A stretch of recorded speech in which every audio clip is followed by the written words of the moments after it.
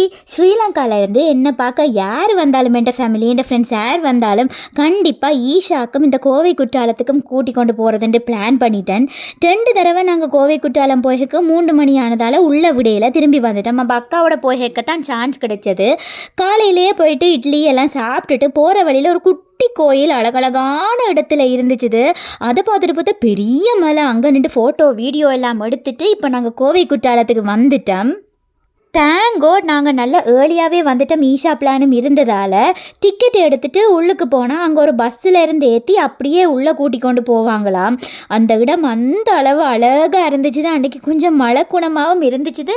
குற்றாலம் மட்டுமில்லை, நாங்கள் வந்த ரோடே அந்த அளவு அழகு, எல்லாமே மரம் செடி, சின்ன ஒரு குட்டி கிராமம் மாதிரியே இருந்துச்சுது. நான் அங்கே நின்று கொண்டு வாங்க எல்லாரும் கோவை குற்றாலத்தை சுற்றி பார்க்கலாம்ன்ற மாதிரி ஒரு ஆங்கர் மாதிரி பிஹேவ் பண்ண தொடங்கிட்டேன். எனக்கு ஃபோட்டோ வீடியோ எல்லாம் இவர் தான் எடுத்து கொடுத்தாரு.